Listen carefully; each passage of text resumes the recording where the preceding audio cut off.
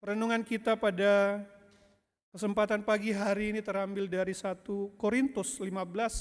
Saya mengutip dari ayat 9 dan ayat yang ke-10 saja.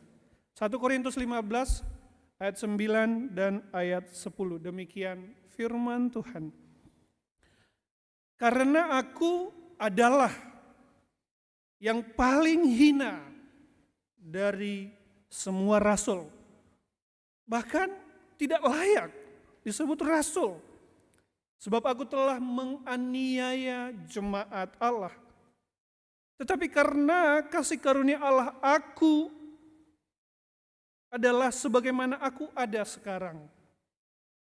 Dan kasih karunia yang dianugerahkannya kepadaku tidak sia-sia. Sebaliknya, aku telah bekerja lebih keras daripada mereka semua. Tetapi bukannya aku, melainkan kasih karunia yang menyertai aku. Ya, sedemikian jauh kebenaran firman Tuhan, yang berbahagia ialah kita yang membaca, merenungkan, dan melakukan kebenaran firman Tuhan di dalam kehidupan kita hari demi hari. Bapak kasih Tuhan, jikalau saya menanyakan kepada kita pada pagi hari ini, apa yang paling menggerakkan hidup kita? Apa yang paling menggerakkan hidup kita, Bapak kasih Tuhan? Apa jawaban jujur kita? Coba kita merenungkan sebentar Bapak kasih Tuhan. Apa yang paling menggerakkan hidup kita sehari-hari? Apa yang menjadi motor penggerak di balik keputusan-keputusan yang kita ambil? Apa yang membuat kita ketika kita bangun pagi hari, kemudian kita pergi bekerja, kita pergi berdagang, kita pergi ke kantor, kita harus menempuh perjalanan yang melelahkan, kita harus berhadapan dengan orang-orang yang kadang gak mudah. Apa yang menggerakkan kita? Apa yang membuat kita tetap bertahan? Sekalipun mungkin kita menghadapi kesulitan-kesulitan, tantangan-tantangan, apa yang membuat kita bertahan dalam hidup ini? Jikalau kita jujur, mungkin jawabannya adalah yang menggerakkan kita. Mungkin itu jawabannya adalah uang. Bagi yang lain, pengakuan, kesuksesan, karir, finansial, penerimaan diri. Karena memang kita hidup di tengah-tengah dunia di mana seringkali orang meletakkan nilai dan harga dirinya kepada hal-hal yang seperti itu. Kalau kita lihat di media sosial, seringkali orang memposting sesuatu, kadang-kadang nilainya dia akan senang, dia akan bahagia ketika banyak yang like, banyak yang follow, banyak yang subscribe, atau banyak view-nya. Apalagi kalau mereka konten kreator. Kalau perusahaan biasanya mengukur kinerja, nilai daripada karyawan itu daripada KPI. KPI itu apa itu? Indeks kinerjanya, hasil penjualan. Kalau hasil penjualannya bagus, berarti harganya senilai dengan hasil penjualannya. Apakah seperti itu penilaian diri? Dan masyarakat menilai kesuksesan dari yang terlihat di permukaan. Nah, Bapak kasih Tuhan, kebutuhan untuk diakui, kebutuhan untuk diterima, kebutuhan untuk dinilai positif oleh orang lain sebenarnya bukan sesuatu yang salah secara total, bukan. Tetapi ketika hal itu menjadi penggerak utama kehidupan kita, kita sebenarnya sedang meletakkan kendali hidup kita kepada standar-standar yang berubah. Standar-standar yang mungkin seringkali tidak memuaskan hidup kita. Jemaat Korintus 2000 tahun yang lalu sesungguhnya enggak jauh berbeda sekalipun sudah 2000 tahun yang lalu. Mereka hidup di tengah kota metropolitan pada saat itu.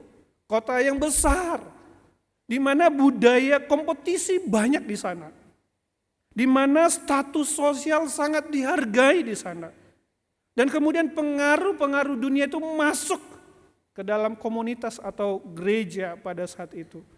Makanya di dalam gereja kita baca Korintus ada persaingan. Yang satu menjagokan Paulus, yang lain menjagokan Kefas, yang lain menjagokan Petrus dan lain sebagainya. Ada yang senang dengan karunia-karunia spektakuler, ada yang senang dengan bahasa lidah, ada yang senang dengan hal-hal yang lain. Mereka senang, wow ini bagus, ini luar biasa. Ada yang senang dengan retorika. Mereka kemudian terpecah di situ.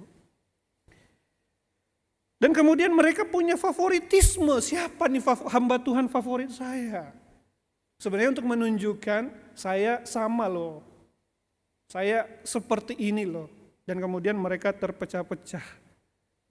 Nah di tengah situasi seperti itu pertanyaan yang paling mendasar sebenarnya adalah apa yang seharusnya menggerakkan kehidupan kita sebagai pengikut Kristus. Haruskah kita didorong oleh yang tadi itu, nilai-nilai tadi, prestasi pribadi, pengaruh, dan kemudian keinginan dihargai dan keinginan untuk dihormati. Dan hari ini Bapak kasih Tuhan, Rasul Paulus memberikan jawaban yang radikal sebenarnya. Jawaban yang menggugah sekaligus mengubahkan. Yang seharusnya mengubahkan kita, bukan yang tadi. Yang seharusnya mengubahkan kita adalah anugerah Allah melalui kebangkitan Kristus. Kalau kita membaca secara lengkap, Bapak Ibu silakan nanti baca 1 Korintus 1 ayat 1 sampai 11. Kita akan menemukan sebenarnya Paulus di sana sedang membuktikan. Jadi orang-orang atau jemaat Korintus ini ada yang meragukan kebangkitan Kristus dan dia mau buktikan. Yang pertama dengan dia memberikan argumen yang sangat kuat, berlapis-lapis argumennya gitu ya. Yang pertama dia katakan ini kebangkitan Kristus itu sudah dinyatakan loh. Lebih daripada 2000-3000 tahun yang lalu sudah dinubuatkan. Dan itu kemudian nyata di dalam Kristus. Kemudian dibuktikan apa lagi? Buktinya banyak. Kebangkitan Yesus itu disaksikan banyak orang. Pertama-tama kepada siapa? Pertama-tama kepada Petrus. Kemudian kepada 12 muridnya. Kemudian kepada 500 orang. Dan yang terakhir kepada siapa? Kepada Paulus. Enggak mungkin mereka sekongkol. Kalau mereka sekongkol pasti banyak biasnya. Banyak yang diragukan. Ini semua orang, banyak 500 orang. Bayangkan bagaimana mungkin mereka bisa bersekongkol. Ini adalah bukti kebangkitan Kristus. Dan yang terakhir adalah, dan yang menjadi fondasi daripada pernyataan ini, Paulus ini adalah, bahwa kebangkitan Kristus itu memberikan perubahan. Menyatakan perubahan yang besar di dalam hidup Paulus. Jadi dia tidak hanya memberikan bukti historis A, B, C. Tapi dia memberikan kebangkitan Yesus itu mengubahkan saya. Dia memberikan contoh dirinya sendiri. Slide. Nah, Bapak kasih Tuhan. Next. Nah, Bapak kasih Tuhan, kasih karunia Allah melalui kebangkitan Kristus itu mengubahkan hidup kita yang tidak layak. Menjadi pelayan yang rendah hati, menjadi orang yang mengalami keselamatan, dan kemudian diberdayakan untuk hidup berkenan kepada Tuhan. Mari kita lihat, kasih Tuhan, bagaimana bagaimana kasih Kristus atau bagaimana anugerah Allah melalui kebangkitan di dalam Kristus itu seharusnya membangkitkan kita atau menggerakkan hidup kita untuk hidup semakin berubah. Nah yang pertama, kasih Tuhan, bagaimana anugerah Allah melalui kebangkitan Kristus itu mengubah kita. Yang pertama, anugerah Allah yang bersumber dari kebangkitan menumbuhkan kerendahan hati. Bapak kasih Tuhan, kalau ada orang yang merendahkan kita, katakanlah orang itu berkata begini, kamu enggak layak, kamu enggak berguna, kamu enggak bernilai. Kira-kira apa yang akan kita lakukan, Bapak kasih Tuhan? Apa respon kita terhadap orang yang merendahkan kita? Kecenderungan kita mungkin akan marah, kita akan kesal, kita tidak terima, dan kita ingin menunjukkan kepada orang itu prestasi-prestasi kita, bukan? Kita akan didorong, kita akan menceritakan kehebatan yang kita alami. Mungkin ada piala-piala kita tunjukkan, Mungkin ada serangkaian pencapaian, achievement yang sudah kita terima, ada piagam-piagam kita tunjukkan, lihat nih, lihat nih, lihat nih. Ini yang sudah saya capai. Kita ingin tunjukkan kepada orang itu, saya ini adalah orang hebat. Saya ini adalah orang yang luar biasa. Kamu jangan anggap remeh saya gitu. Apakah Paulus juga mengalami hal yang sama? Sebab Paulus juga dikatakan begitu Bapak Ibu. Dia dikatakan rendah oleh jemaat Korintus. Misalnya orang Korintus ngomong begini, ya memang surat Paulus itu ya berat, tegas, tapi orangnya sendiri lemah. Kalau bicara, gaya bicaranya nggak menarik, nggak semenarik yang lain. Bahkan yang lain mengatakan, siapa sih Paulus? Dia kan tidak hidup bersama-sama dengan Yesus ketika Yesus berada di tengah-tengah dunia ini. Paulus itu nggak layak. Nggak layak dia jadi rasul. Nggak layak dia memimpin kita. Nah, pernyataan-pernyataan itu bisa saja memicu Paulus untuk mengeluarkan semua kehebatannya.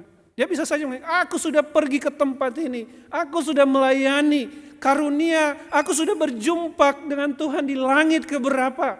Dia bisa mengatakan semua prestasi-prestasi rohaninya untuk memberikan keyakinan kepada mereka supaya mereka kemudian menerimanya. Saya ini baik, bagus, kamu harus hargai. Tapi bukan itu. Enggak itu yang dilakukan Paulus, Bapak kasih Tuhan. Kalau kita melihat justru Paulus kemudian melakukan yang sebaliknya, yang tidak habis di pikiran kita. Bahkan ketika saya persiapkan ini, waduh ini luar biasa nih orang.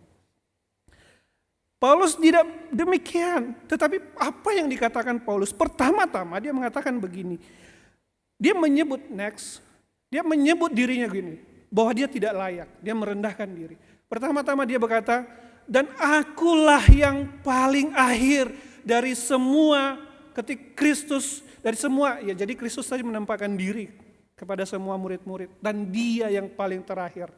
Apa artinya ini? Kadang-kadang kan kita tahu bahwa kasih Tuhan, urutan itu adalah prioritas. Yang paling pertama biasanya yang paling penting, sedangkan yang paling akhir, yang paling tidak penting. Dan Paulus mengatakan, I am the last. Saya yang paling akhir, saya yang paling tidak prioritas, saya yang paling tidak diutamakan di dalam perjumpaan, di dalam kebangkitan dengan Kristus. Dia the last. Tapi kemudian tidak hanya berhenti, dia turun lagi ke bawah. Dia menganggap masih oke. Dia berkata kemudian apa? Dia mengatakan bahwa dia adalah yang paling kecil. I am the least, begitu ya. Dari semua rasul, dia yang paling kecil di antara semua rasul. Tetapi bagi Paulus itu nggak cukup. Kadang-kadang kalau kita berkata begini, di antara orang yang paling kaya, aku yang paling miskin. Tapi tetap masih kaya nggak? Masih kaya. Paulus masih merasa nggak layak untuk disebut di antara bagian para rasul itu. Masih dianggap terlalu hormat begitu dia. Apa yang dikatakan? Aku bahkan tidak layak disebut sebagai rasul. Bahkan dia berkata, aku paling dia tidak hanya mengatakan di antara para rasul aku paling tidak berguna, paling tidak layak, paling kecil, tetapi dia merasa bahwa apa? Ia tidak memiliki kualifikasi untuk menyandang status sebagai rasul. Bahkan kalau kita baca di bagian lain, kita juga akan menemukan Paulus di dalam 2 Timotius yang mengatakan, di antara mereka semua, aku yang paling berdosa. Perhatikan Bapak kasih Tuhan, dia tidak membela dirinya di tengah-tengah jemaat Korintus itu. Tapi dia terus merendahkan diri, merendahkan diri, merendahkan diri, merendahkan diri Bapak kasih Tuhan. Perendahan diri ini bukanlah perendahan diri di atas gunung, bukan. Supaya kadang-kadang kan kita bisa merendah di atas gunung ya. Oh iya, supaya dia rendah hati ya. Di balik kerendahan hatinya sebenarnya pengen dipuji gitu ya. Itu ada maksud udah di balik udang. merendahkan diri di atas gunung. Tetapi Paulus tidak. Memang itu adalah kesungguhan jauh di dalam jiwanya, Bapak kasih Tuhan. Ia mengakui betapa tidak layaknya dia untuk mendapatkan keselamatan di dalam Tuhan. Betapa tidak layaknya dia untuk melayani Tuhan. Nah, ini bisa kita pahami Bapak kasih Tuhan ketika kita balik lagi atau flashback kepada kehidupan yang dialami oleh Paulus. Kita sudah tahu bahwa perjumpaan dengan Kristus adalah perjumpaan yang paling mengubahkan kehidupan Paulus. Seperti yang dicatat dalam Kisah Para Rasul 9, Bapak kasih Tuhan. Saat itu namanya masih Saulus, dia berkobar-kobar untuk nangkap orang Kristen, kemudian dibawa ke dalam penjara, dia kejar bahkan sampai keluar daripada Yerusalem. Dan pada saat itu, dia sedang dalam perjalanan, dia sedang membawa surat kuasa untuk menangkap, menganiaya, membunuh orang-orang Kristen pada saat itu.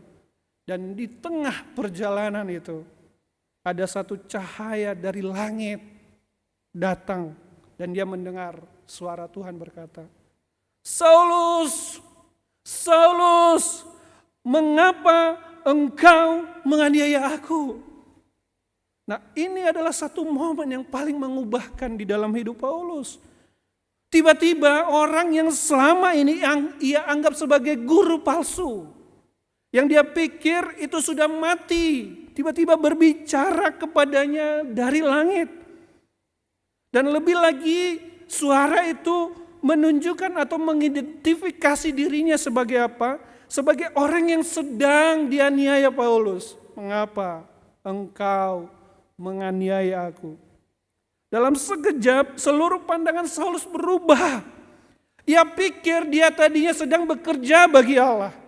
Padahal sesungguhnya dia secara aktif sedang melawan Allah. Dia berseteru dengan Allah. Ia merasa bersalah selama ini dia pikir melayani Tuhan. Ternyata dia sedang melawan Tuhan. Bapak kasih Tuhan, bisa dibayangkan Bapak kasih Tuhan, perjumpaan dengan Kristus yang bangkit itu merupakan perjumpaan yang menghasilkan gitu ya. Dua perubahan besar dalam hidup Paulus. Pertama, ia tersadar ketika dia berjumpa dengan Kristus, ia sadar betapa besarnya kesalahan dan dosa yang ia lakukan, bukan? Ia telah menganiaya orang-orang percaya, ia telah menganiaya Yesus tadi. Ia telah melawan Tuhan. Dan dia mengakui itu di dalam 2 Timotius, dia berkata, dia adalah seorang penghujat. Dia adalah seorang penganiaya, seorang yang ganas, seorang yang paling berdosa. Ketika dia berjumpa dengan Tuhan, dia menyadari dia paling berdosa. Tetapi di sisi yang lain, Bapak kasih Tuhan, di saat yang bersamaan ada anugerah Tuhan yang besar yang ia rasakan. Ada anugerah Tuhan yang melimpah yang ia rasakan, bukannya dihukum. Harusnya pada saat itu ketika Tuhan berjumpa dengan dia telah menganiaya, melawan Tuhan. Harusnya selesai ini orang. Selesai, harusnya mati saja, dihukum saja. Tetapi pada saat itu Tuhan tidak menghukum dia, tetapi menyatakan anugerahnya kepadanya. Nah, Bapak kasih Tuhan, inilah keajaiban anugerah yang berakar pada kebangkitan Kristus. Perjumpaan dengan Kristus tidak membuat Paulus terpuruk dengan kesalahannya tadi itu ya. Dia ingat dia adalah yang paling berdosa, dia ingat itu. Tetapi itu membuat dia semakin rendah hati di dalam pelayanan. Iya ya, saya ini ketika melayani Tuhan ini bukan karena saya, tetapi karena saya diselamatkan oleh Tuhan. Saya tadinya itu adalah orang paling berdosa, melawan Tuhan, mengejar, harusnya saya dihukum. Di saat yang sama, dia merasakan anugerah Tuhan. Dia ingat itu. Tapi ingatannya itu membuat dia tidak jadi sombong, bukan? Ingatannya itu membuat dia menyadari betapa besarnya anugerah Tuhan dalam hidup kita.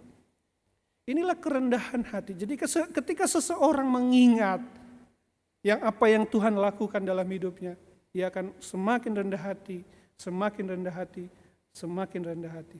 Nah, kasih Tuhan, kita kan orang reform ya. Orang reform itu biasanya dikatakan, wah kita senang dengan hal-hal yang alkitabiah. Kita ngerti tentang pemahaman-pemahaman kitab firman Tuhan. Kadang-kadang itu bisa membuat kita menjadi orang yang sombong. Tapi sesungguhnya firman Tuhan gak berkata begitu. Orang yang mengenal anugerah Tuhan dengan sungguh-sungguh semakin sadar bahwa dia adalah orang paling berdosa. Dalam kesadaran yang sama, ia akan semakin rendah hati, semakin rendah hati, semakin rendah hati. Tapi di saat yang sama dia akan menyadari anugerah itu begitu besar. Jadi enggak ada lagi pencarian diri di sana.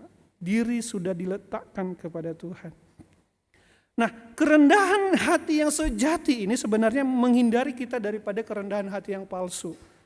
Kerendahan hati yang palsu itu pertama itu seperti ekstrim pertama, yaitu kerendahan yang melumpuhkan gitu ya, kerendahan hati yang melumpuhkan. Kerendahan hati yang melumpuhkan itu orang yang terus-menerus meratapi, saya ini orang berdosa, saya ini orang jahat, saya ini orang baik, saya ini enggak cukup baik, dan dia terus-menerus ada di tempat itu. Misalnya katakanlah ada seorang yang berbakat, dia ditawari ayo melayani, terus berkata begini, enggak lah, saya enggak layak untuk melayani Tuhan, saya enggak kudus, enggak suci. Dan dia merasakan perasaan itu terus-menerus, 5 tahun, 6 tahun, 7 tahun, dia merasakan itu. Itu artinya dia tidak menyadari bahwa anugerah Tuhan sebenarnya sudah menyelamatkan, dia merasa rendah terus-menerus. Nah, kerendahan hati di dalam Tuhan tidak seperti itu. Kerendahan hati di dalam Tuhan itu memberdayakan. Kedua, kerendahan hati menjauhkan kita dari kesombongan rohani. Kadang-kadang kita bisa membandingkan diri dengan orang lain. Apa yang kita sudah capai, apa yang sudah miliki dan lain sebagainya. Kita bisa menganggap diri menjadi yang paling penting mungkin. Di tengah keluarga, di tengah pelayanan, di tengah komunitas. Tetapi kalau kita lihat lagi, Paulus mengatakan begini, sebab siapakah yang menganggap engkau penting? Itu dikatakan di dalam 1 Korintus 4 ayat 7. Kita tidak penting. Yang penting bukan kita, tetapi anugerah Allah. Kita seharusnya merendahkan diri di hadapan Tuhan. Tapi kasih Tuhan, kerendahan hati sejati adalah seorang yang menyadari dirinya adalah orang yang berdosa. Orang yang tidak mampu, orang yang tidak layak, ada perasaan tidak layak ketika diselamatkan oleh Tuhan. Tetapi di sisi yang sama, di sisi yang lain, dia menyadari ada anugerah Tuhan yang telah membebaskannya. Dan kasih Tuhan itu menolong kita untuk tidak lagi menerima validasi dari orang lain. Validasi kita adalah validasi di dalam anugerah Tuhan. Kasih Tuhan, seorang yang bernama John Newton, penulis lagu Amazing Grace, itu memiliki masa lalu yang kelam. Dia adalah seorang kapten kapal dalam perdagangan budak gitu ya. Nah, setelah kemudian, waktu itu dia pernah mengalami satu kecelakaan kapal yang besar, hampir tenggelam. Tapi kemudian dia diselamatkan oleh Tuhan. Nah, Newton ini tidak menutupi masa lalunya. Dia pernah menjadi orang jahat yang membeli budak dan menjual budak. Tetapi di sisi lain, ia mengakui kebesaran anugerah Tuhan. Itu di ruangannya itu dia tulis begini.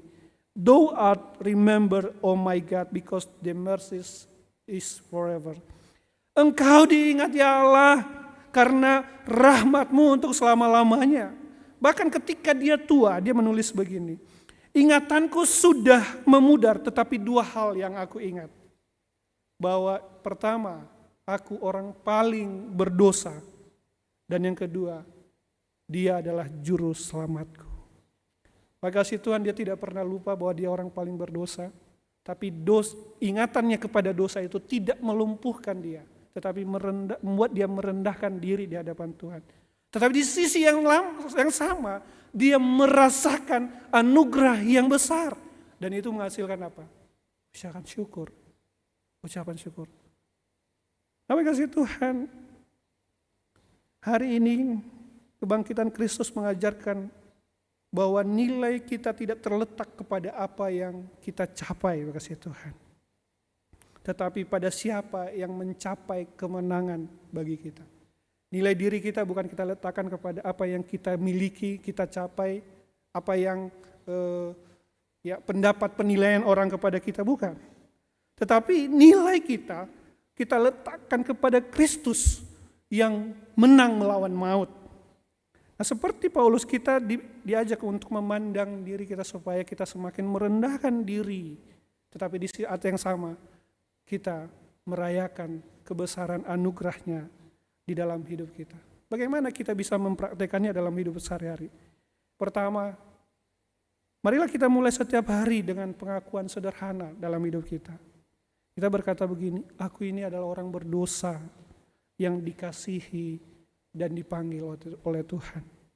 Kita perlu mengingat diri kita bahwa harga diri kita tidak bergantung kepada apa yang kita capai hari ini, Bapak kasih Tuhan.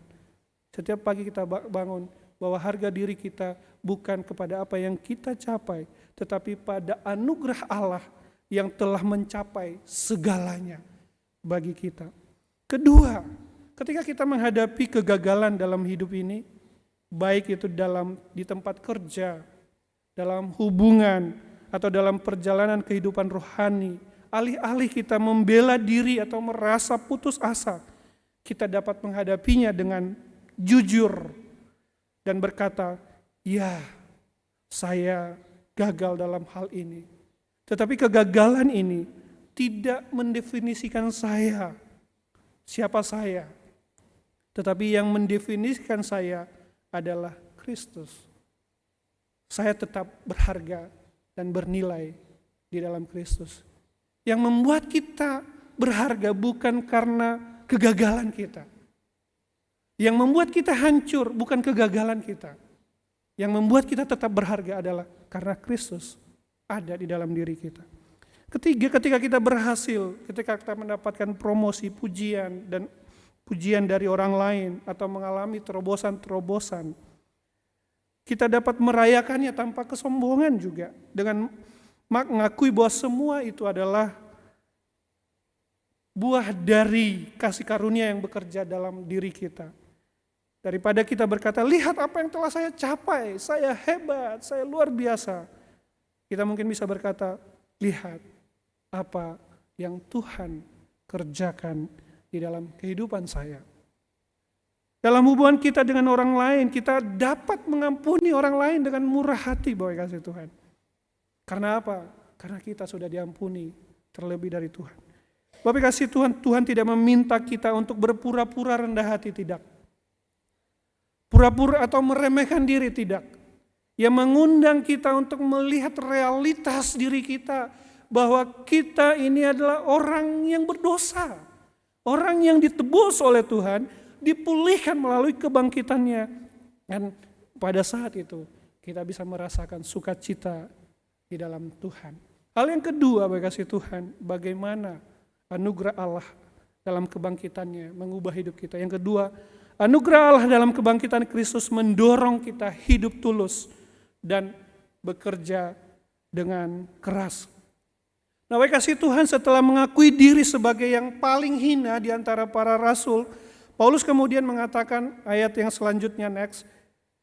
Tetapi karena kasih karunia Allah, aku adalah sebagaimana aku ada sekarang.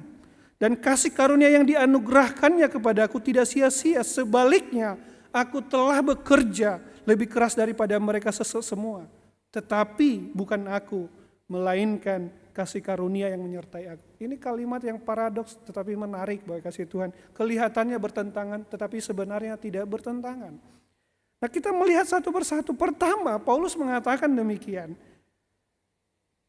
Karena kasih karunia Allah, aku ada sebagaimana aku ada. Next.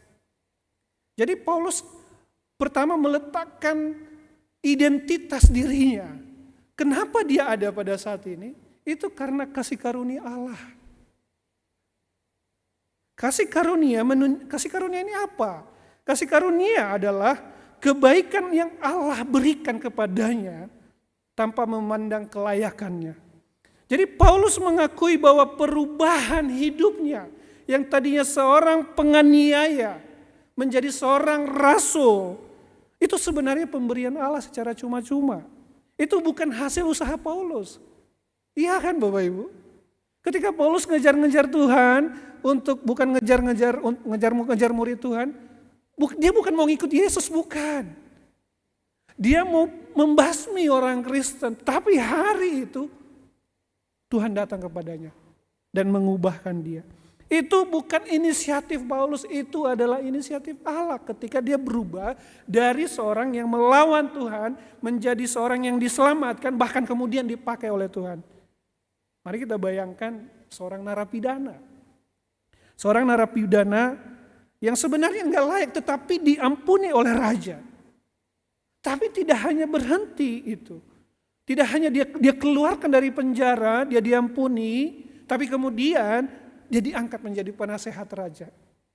Itu bukan pekerjaan narapidana. Narapidana harusnya dihukum. Paulus harusnya dihukum. Kita harusnya dihukum karena dosa kita. Tapi Tuhan menyelamatkan kita. Kita memiliki identitas. Kita ada sekarang. Itu karena anugerah. Tapi kemudian Paulus mengatakan begini. Bahwa anugerah Allah dalam hidupnya memberikan dampak. Anugerah Allah itu bekerja juga. Anugerah Allah itu tidak hanya mengubah posisinya yang dari terhukum menjadi orang percaya, tetapi anugerah Allah dalam kehidupan orang percaya itu diubahkan juga. Kasih karunia dianugerahkan kepadaku tidak sia-sia katanya. Jadi seperti bejana yang tidak berisi apa-apa di sana. Kata sia-sia itu kosong. Artinya bahwa apa? Bahwa ketika anugerah Allah dinyatakan dalam hidup Paulus itu tidak menjadi kosong. Itu tidak seperti air yang dicurahkan ke padang gurun, hilang tak berbekas. Enggak sia-sia gitu. Nah kata sia-sia di sini juga sebenarnya enggak kebetulan. Dia sebenarnya dikontraskan dengan bagian yang sebelumnya. Di bagian yang sebelumnya Paulus mengatakan jika Kristus tidak bangkit maka pemberitaan iman kita menjadi sia-sia. Nah dia mau ngasih tahu, enggak sia-sia kok. Pemberitaan iman itu enggak sia-sia kok. Anugerah Allah itu bekerja di dalam hidup saya. Anugerah Allah itu tidak sia-sia, dia terus bekerja. Dan Paulus memberikan bukti daripada pekerjaan anugerah Allah itu. Dia mengatakan, aku telah bekerja lebih keras daripada mereka semua. Ini adalah transisi yang penting. Paulus tidak hanya mengklaim anugerah Allah itu mengubah dia, tetapi ia menunjukkan bahwa anugerah itu bekerja keras dalam hidupnya. Kalau kita melihat Paulus memang bekerja keras, Bapak kasih Tuhan. Di dalam berbagai surat-suratnya kita melihat bagaimana ia bekerja luar biasa. Bahkan ia mengalami penderitaan. Dan kita sering dengar bukan? Dia di penjara, disesah, dia menghadapi bahaya maut, sering tidak tidur, kelaparan, menanggung kehausan. Dia pergi dari satu tempat ke tempat yang lain, dia memberitakan Injil. Dia pergi. Dan memang kita melihat, itu adalah kerja keras yang dihasilkan oleh Paulus. Dan lihat lagi dia kemudian menutup, tetapi bukan aku. Jikalaupun dia bekerja keras, dan ada begitu banyak hasil pelayanan, dia mengatakan begini, kalau dia berhenti di situ, aku bekerja keras, dan dia berhenti, kita mungkin bisa menangkap ini orang sombong. Dia mengatakan, wah dia lebih bekerja keras daripada para rasul lain. Tetapi dia katakan begini, bukan aku, tetapi kasih karunia Allah yang menyertai aku. Nah kata menyertai di sana adalah sinergi, dari kata sinergi. Jadi bersama-sama dengan Allah. Jadi ini menarik sekali ya Bapak kasih Tuhan.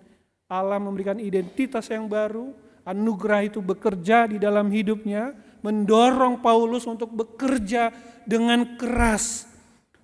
Sehingga dia berkata ini bukan saya, melainkan anugerah yang bekerja di dalam hidupnya. Ini sama seperti apa Bapak kasih Tuhan? Sama seperti suatu hari saya berusaha ngangkat meja gitu ya. Begitu saya angkat meja, anak saya mau ikut. Dia angkat meja. Saya tahu usia 2 sampai 3 tahun itu adalah usia-usia inisiatif. Kalau saya bilang, jangan bantu saya, nanti justru merepotkan. Itu akan mematikan inisiatifnya dia. Akhirnya saya bilang, ayo angkat. Kemudian kami mengangkat bersama-sama. Dia angkat, tapi dia mengangkat sekuat tenaganya. Dia sampai aduh berat ya papi, ya. Padahal saya juga angkat bersama-sama dia. Kami bersama-sama. Nah ini maksudnya baik kasih Tuhan. Allah dan Paulus bersama-sama bekerja di dalam diri Paulus untuk apa? Untuk melayani Tuhan. Inilah paradoks baik kasih Tuhan. Di sisi yang sama, di sisi yang lain kita tahu anugerah Allah telah menyelamatkan kita. Tapi di sisi yang lain kita harus bekerja keras. Tetapi ada penyertaan Tuhan. Nah dalam konteks jemaat Korintus ini penting baik kasih Tuhan. Pengakuan Paulus ini memiliki arti khusus. Jemaat Korintus cenderung menilai pemimpin berdasarkan apa? Berdasarkan standar dunia tadi. Kemampuan retorika, status sosial, mengelompokkan diri tadi berdasarkan favoritisme. Aku dari golongan Paulus, aku dari golongan Apolos, aku dari golongan Kefas. Yang menekankan bahwa semua pencapaian ini seakan-akan hasil dari orang-orang tertentu. Tapi Paulus mengasih tahu bahwa pencapaian jikalau mereka ada pada saat itu bukan hasil siapa-siapa, itu semua karena apa? Itu semua karena pekerjaan Allah. Itu bukan karena kehebatan pribadi, tetapi kebergantungan kepada kuasa Allah. Nah bagi kita apa yang penting hari ini kasih Tuhan? Ini membebaskan kita dari dua sisi ekstrim.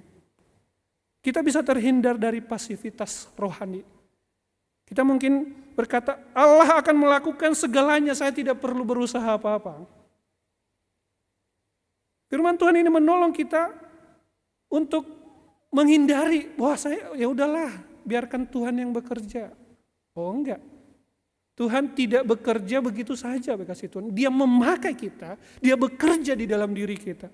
Di sisi lain, ini juga menghindari apa? Menghindari yang lain, yaitu kita mengatakan bahwa karena saya lah, maka semuanya ada. Sebenarnya itu karena anugerah Tuhan.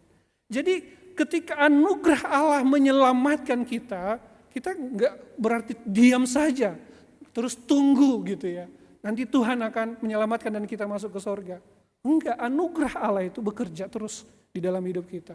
Dia mendorong kita untuk menghidupi firman-Nya. Dia mendorong kita untuk bekerja bagi kemuliaan namanya. Dia memberikan semangat itu dalam hidup kita. Sehingga pada akhirnya kita memuliakan nama Tuhan. Maka kasih Tuhan, seorang pelari olimpiade, Eric Liddell, mungkin sering kita dengar. Ia memberikan hal yang menarik. Dia mengatakan begini. Tuhan membuat aku cepat dan ketika aku berlari aku merasakan kesenangan. Jadi orang ini dia latihan terus menerus. Dan dia merasakan kenikmatan. Dia merasa bahwa Tuhan terus bekerja memberikan kenikmatan kepadanya ketika dia berlari. Nah, pernyataan ini mencerminkan paradoks yang tadi kasih Tuhan. Ia bekerja keras. Ia bekerja terus menerus. Ia berlatih sekuat tenaga, di sisi yang sama dia menikmati, tetapi itu dia tidak semata-mata. Itu juga yang dia kerjakan. Nah, baik kasih Tuhan, mungkin selama ini kita memiliki pandangan yang keliru tentang anugerah dan kerja keras, melayani keras dengan keras. Sebagian kita mungkin berpikir, karena segalanya adalah anugerah, saya tidak perlu berusaha, saya tidak perlu kerja keras lagi. Sementara yang lain mungkin berpikir, saya harus bekerja keras agar Tuhan berkenan kepada saya. Agar Tuhan baik kepada saya. Saya harus rajin beribadah agar Tuhan menurunkan berkat-berkatnya kepada saya. Kedua ekstrem ini sama-sama merusak. Paulus menunjukkan kepada kita jalan yang lebih baik. Yaitu kehidupan, yaitu mengakui bahwa kita bekerja keras. Itu karena anugerah Tuhan. Ada kekuatan yang berasal dari Allah. Anugerah Allah sudah menyelamatkan kita. Tetapi kita dia berhenti sampai di situ. Anugerah Allah itu terus bekerja, dan bekerja. Apa yang kita bisa lakukan Bapak kasih Tuhan? Sebelum kita berangkat kerja, sebelum kita melayani, sebelum kita memimpin apapun, kita bisa datang kepada Tuhan dan berkata, Tuhan, hari ini aku bersedia bekerja keras. Tetapi aku sadar bahwa tanpa Tuhan aku tidak bisa berbuat apa-apa. Ini membuat kita akan lebih bersyukur bahwa kasih Tuhan. Kita tahu bahwa kita harus bekerja keras, kita harus berusaha keras, kita perlu melayani dengan keras, tetapi di sisi yang lama kita tahu bahwa kita perlu bergantung kepada anugerahnya. Untuk itu mari Bapak kasih Tuhan. Melalui firman Tuhan ini, melalui perjumpaan Paulus dengan Tuhan, ada dua hal yang dia alami dan ini menjadi bagian penting juga dalam hidup kita. Yang pertama, kita perlu menyadari, yang pertama, bahwa kebangkitan Kristus itu menumbuhkan kerendahan hati yang sejati. Kerendahan hati yang mengakui ketidaklayakan kita di hadapan Tuhan, tapi sekaligus juga kita merayakan anugerahnya. Yang kedua, kebangkitan Kristus memberikan kekuatan kepada kita untuk bekerja keras, melayani dengan keras, bukan untuk mendapatkan pengakuan, bukan untuk mendapatkan penerimaan, melainkan sebagai respon terhadap anugerahnya. Paradoks, aku bekerja keras namun bukan melainkan kasih karunia Allah. Itu menjadi pola yang mendorong hidup kita. Hari ini mari saya kembali bertanya Bapak Ibu kasih Tuhan, apa yang menjadi motor penggerak utama dalam hidup kita? Apakah kita masih digerakkan oleh kebutuhan untuk diakui, diterima, dan dihargai oleh orang lain? Atau apakah saya seperti firman Tuhan? Saya sudah mulai digerakkan oleh anugerah melalui kebangkitan Kristus. Apakah kita hidup mencerminkan kerendahan hati sejati yang membebaskan kita dari beban pembuktian diri? Apakah saya bekerja keras karena takut, kewajiban, dan tekanan, atau karena anugerah Allah yang memberdayakan saya? Saat kita pulang, mari kita luangkan dan menjawab pertanyaan-pertanyaan ini dengan jujur. Dan mari kita bersandar kepadanya.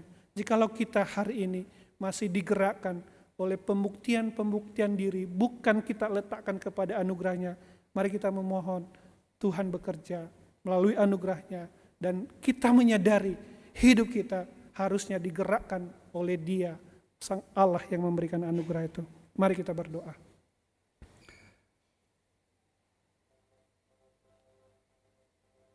Ya Bapa, kami datang ke hadapan hadirat-Mu. Seringkali hidup kami digerakkan untuk mendapatkan pengakuan, untuk dinilai oleh orang lain, sehingga kami berusaha keras. Dan kami menemukan ini rapuh.